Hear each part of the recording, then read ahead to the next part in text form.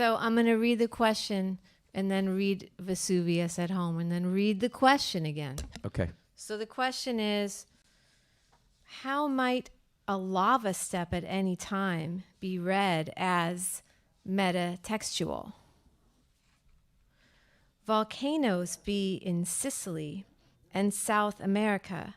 I judge from my geography, volcanoes nearer here.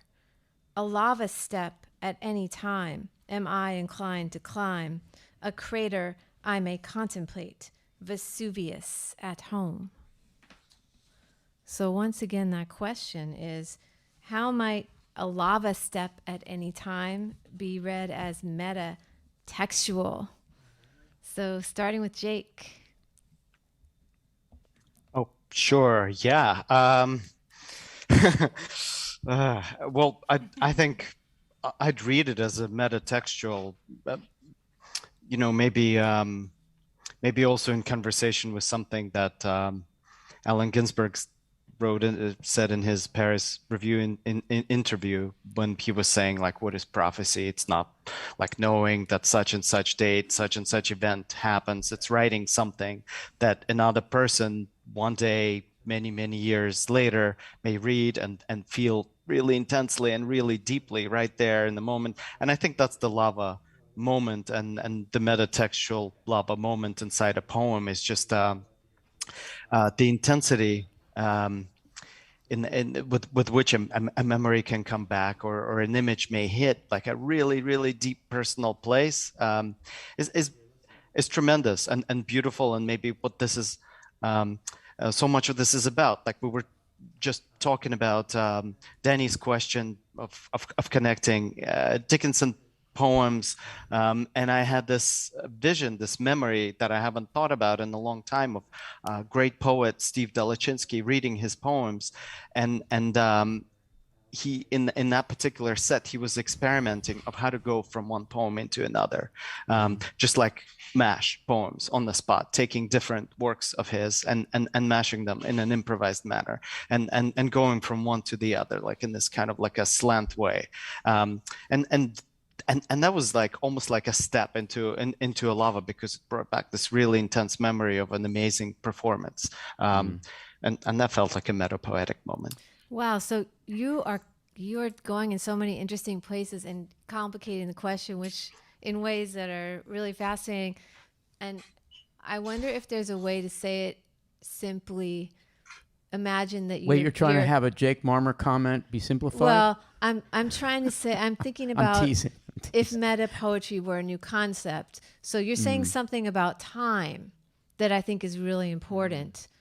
That's happening, but when you connect prophecy to meta textual, so like, what is that connection in this poem between time and meta textuality?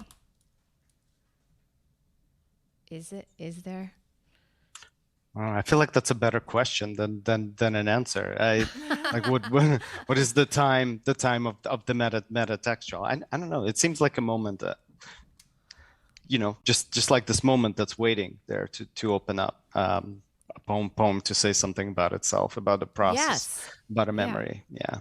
The Dalachinsky example is so great, because while Steve was not looking forward to the point beyond the reading, he was messing with the time signatures of the reading by making it hard to discern one poem from another by moving directly into the next. And exactly. There, the kind of poetics. It just became a new thing. Exactly. Yeah, and you personally as an artist are interested in that jazz improv way of presenting things as indistinct noises from outside, for instance, and we've had that discussion. Fantastic. Thank you so much. Let's go to Gabby. Yeah. Well, I guess the thing I want to say is that the sort of primary difference between prose and poetry is that we set poetry, in the sense that we give it a real form on the page, a visible form, whether it's line breaks, indentations, em dashes, whatever. We give it a real sort of shape on the page. So it takes on a new dimension.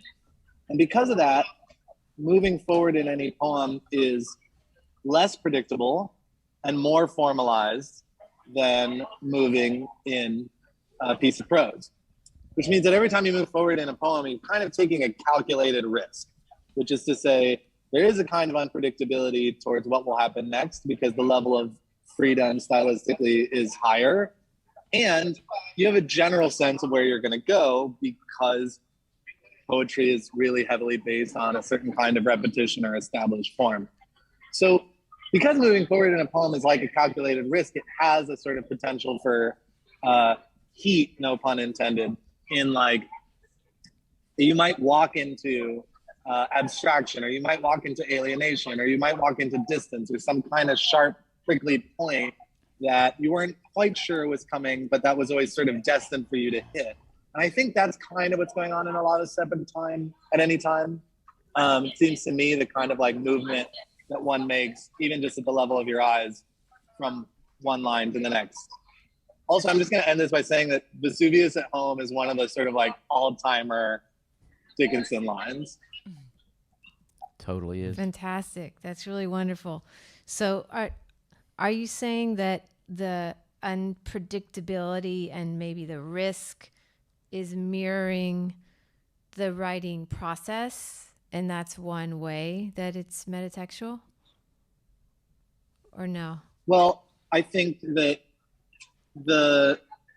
what we call unpredictable is designed for you by a poet, right? Like, I don't necessarily believe that poetry writing is unpredictable and formalized, but I believe poetry reading is. And I think what I'm saying is that it's this weird sort of like bivalent thing where it is unpredictable and yet it's very predictable. And so that's sort of like, I don't know, if I think of a lava step as like a piece of hardened stone among something that could be stone but isn't quite hardened because it's so hot. It's sort of like that. Like you have either the potential for total form rupture, or you have the potential for real form coalescence or something like that. Great. That's a great image. Thank you so much, Gabby. Let's go to Dave. I apologize, and I don't mean to be difficult. Let me preface it by saying that, but I find the question a little confusing because you asked, how might a lava step be read as metatextual? And I just want to make sure we don't lose anybody who's just joining in to ModPo for the first time, because I think back to my early English 88 first year ModPo self and how I might not be able to lock into the conversation going on here. Like I mean, let's define metatextual first and then have the conversation. I mean, I know everybody's already past that, but I just want to lay the groundwork. So like when we talk about, please do. When we talk about metatextual, we're talking about, a text about a text, right? So the question, how might a lava step be read as metatextual?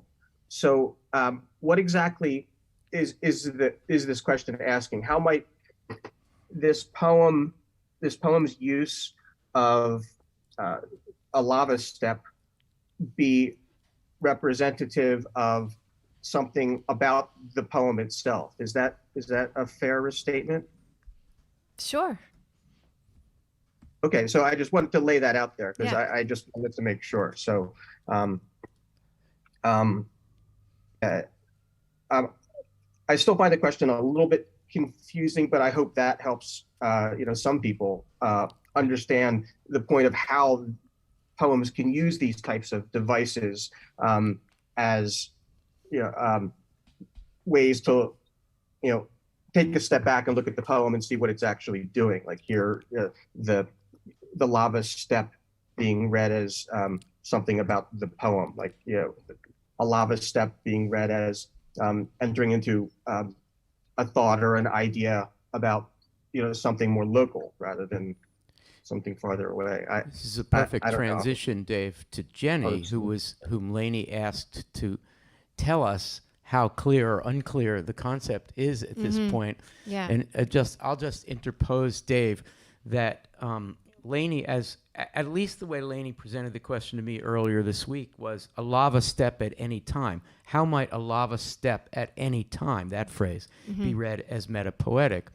And The poem uses the pronoun I, Emily Dickinson, the speaker, as someone who is exploring a volcano such that it winds up being in her room, which is where she writes the poem and where she does not leave to write the poem. So there's this poem-long analogy, Dave. This volcano that she's exploring is very much like the poem she is writing. And she's climbing that crater, which is the scariest part of a volcano because it's latent power, and peeking over into that hole. And this lava step at any time is kind of that journey up to the top of the poem where she can have the view of the most powerful part of the poem, which is Vesuvius at home. So I take it the simplest version of this is the poem is like a volcano that is like a poem. And there's this 2-track thing happening. It's like classic meta poetry. So that's kind of a simple way of thinking that she's constructing a poem. Jenny, how are you doing? Thank goodness for Dave, who asked the question on behalf of all people who are not used to this crazy analogy that we keep making. I'm just going to give this a try, but I think my understanding of meta right now is that a poem sort of has a meaning, and we can sort of interpret many details in this poem to be talking about that meaning and giving us an idea of what that meaning might be, trying to represent it. So I think for this poem, more specifically, is talking about like the power of imagination, power of the mind, especially the subjectivity and like personal thoughts versus external experience. So I think that in terms of subjectivity, this poem makes it really clear by saying things like, my geography, I judge. And as for a lava step, I think I'm going to focus on the M dash there, which I think is sort of a really interesting detail. I think having an M dash right after I judge from my geography sort of separates what's external to what's internal, in that those 3 lines are sort of representing the explosions of creativity, sort of that bursting of poetic inspiration. Nice. Wow, snaps for Jenny. You're no rookie.